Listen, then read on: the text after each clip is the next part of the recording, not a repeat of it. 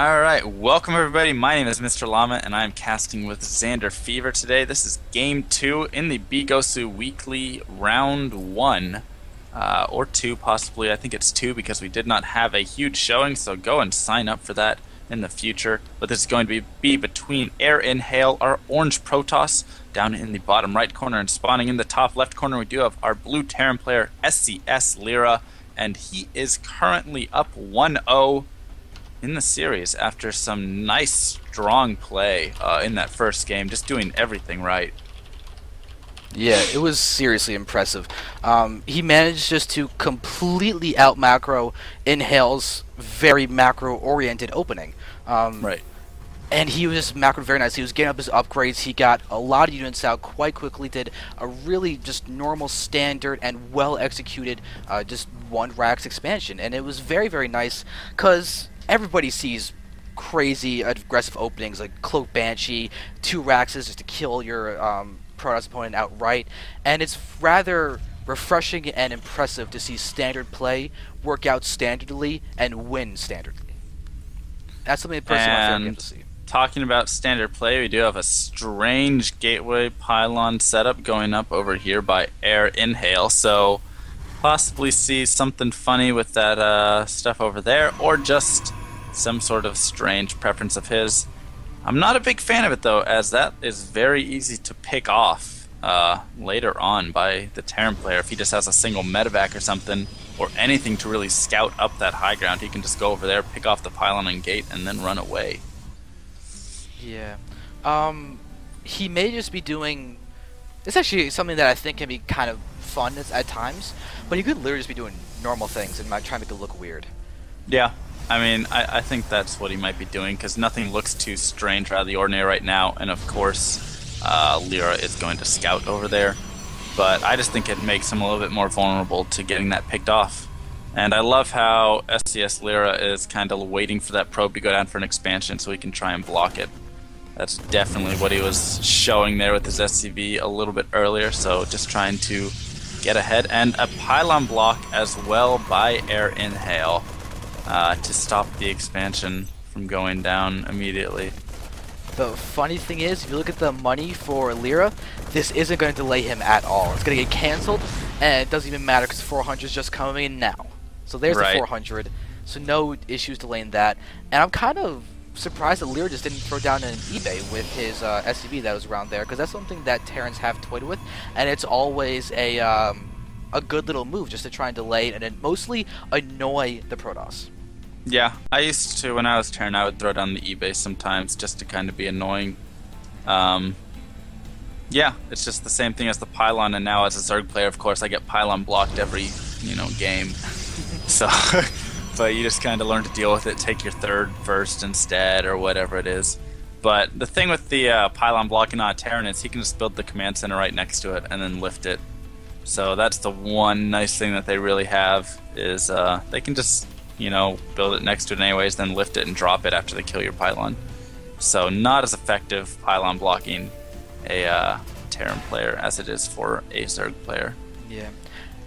It's kind of annoying, but Protoss is the most susceptible to being hurt by blocking expansions than any of the other races. Right. If you really take a look at it, Terran can just lift off and then build a command center over there. Zerg, you just take your third in ZVP, but ZVT, you go through a hatch first anyway, so that's not going to get blocked. Yep.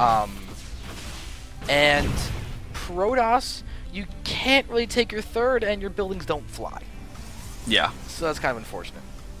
I like to screw around with the Protoss a lot. Whenever I see them trying to go for Nexus first, I'll go over there and build a hatchery at their mineral, at their natural. And it's so effective, because then you build that, you get the queen out, and then you drop a creep tumor.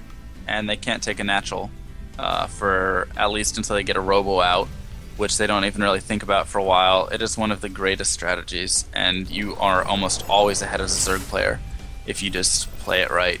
Yeah. So 3 racks down right here for Lyra, and he is getting that stim upgrade. Pretty similar looking build to last game. No eBay yet. And is it just going down now? Yes, so there we go. He throws down the eBay, and we'll have to see if he gets another tech lab to get the concussive shells and combat, as trying to do those all 3 in a row is a pretty decent amount of time building. 280. I'm gonna guess 310. 170, 110. 110, yeah. So oh, it was so close. 280. I thought it was. It actually is 60 seconds. I thought it was 50 or something else. I don't know what the math was. I did in my head. Nope. But So 330. yeah. Oh, so I thought it was 40 or 50. I don't know, but I was close. That's what matters. Oh, look at this double eBay, already from Lyra. Very, very nice. And Inhale is just getting out an observer. Wow. Ooh, look at him. His third's coming up really quickly. I was gonna get scouted by this Marine because that would be seriously obnoxious. The Marine's gonna poke over there, and does he see? I'm not sure he saw the probe. He did for a second. It doesn't matter if he was looking at it or not. Yeah, that's the thing. I don't think he was actually looking over there. But a pylon's gonna drop here, and did he see the Marine run up there is the real question, because now the Marine will scout this third immediately. Once again, that turret going down for DTs or anything like that, so just smart play from Lyra. He's done this build so many times. He does have that second tech lab down, so that way he will have combat shields right when concussive shields should be right in time with each other here if he starts doing it immediately. So possible we'll see some sort of push coming off of all of these upgrades if he does get concussive shells here. Yep. We'll have to see. Yep. And a fun fact about Lyra is that he's actually been practicing TVT with a Tarot, which is seriously... Oh. Did I say TVT? I meant TVP. TVP with a Tarot. He did 6 games with him the other day and actually took 1 game out of the 6. So it's kind of sad to go 1-5, but on the other hand, he beat... Tarot. Yeah, he beat a Tarot. He's one of the best Canadian players there are right now, or there is, whatever the proper English whole language thing is. So there's going to be a push here. Combat shield's just finishing right now. He's going to try and push up. Possibly, no, it looks like he'll back off though, as that is a scary army, especially with force fields and that ramp. So there is no reason for him to try and attack into that. Looks like one Marine did just die up there. But a fun thing to note is that Inhale is going double forge, and we have double eBay out of Lyra, which is really unfortunate for Inhale because of the fact that he's not going to really have upgrade advantages for that long, considering that Lyra already has his +1 attack done, and Inhale hasn't completed anything, and his third base just got denied, which is going to make it even worse, because he's not going to have that macro upgrade lead. Right. But he is going to get the 1-1 out at the same time as the 1-1 is finishing here for Lyra, so it's just a tiny, tiny window where Lyra has the advantage, but that will be evened up pretty quickly, and then +2 just getting started. But charge lot actually going down for Inhale. Sorry, I couldn't remember his name there for a second.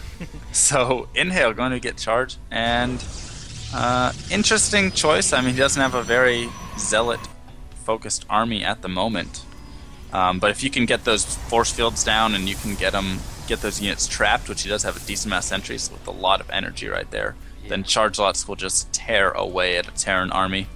Yeah, what he really needs to do is, since to go over charge first, he's got to throw it on a Templar Archives or something, because if he can get out a good solid Zealot Templar Archon kind of force with the units he already has to complement it, as long as Lyra doesn't get past 150 food or so, it'll be very, very effective in those larger numbers. But once Lyra hits max, those Zealots are become a lot less effective, because they will not be able to get that wraparound effect. But we're going to see Lyra going for a drop right now, 2 full medevacs, and there is no warning for Inhale. Nope, and Inhale's whole army is left out there in the middle. He's just now going to see it, so this gateway over here going to get picked off, as I was kind of thinking before. And this lone Immortal, please pull back. Yes, he does. So Inhale looks like he will be coming over here to deal with this, and he should be able to deal with this. Okay, loses the Immortal though, and only able to kill a couple of units at the loss of the Immortal, so that does hurt. In the meantime, the third finishing up, but there are units pushing in, and are they going to be able to snipe this third? I'm not sure. They're going to pick off some free sentries, though. Wow, so 3 sentries, a pylon. Ooh, there's a unit that was trying to warp in. That's not very good warp in. But you know what I actually kind of like, and I'm hesitant about actually liking, is the fact that Lyra sacrificed his factory to buy time for that. Now he's doing another drop. That's something I really like. And Inhale is really getting he's just seriously, he's got to be regretting the fact that he charge first instead of blink. Because these builds where you try and expand, do this double force and everything, they call for blink first to defend these drops, and Inhale is awesome.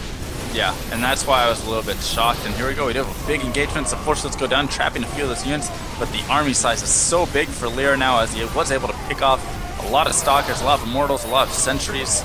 And this is just going to be extremely difficult for Inhale, and Lyra's army just cleaning up, able to take out so many units now, and GG from Inhale. Alright, so that's it for those two players. That does mean that Lyra's going to move on. Sorry to Inhale, but he put up a good fight. Just wasn't quite enough.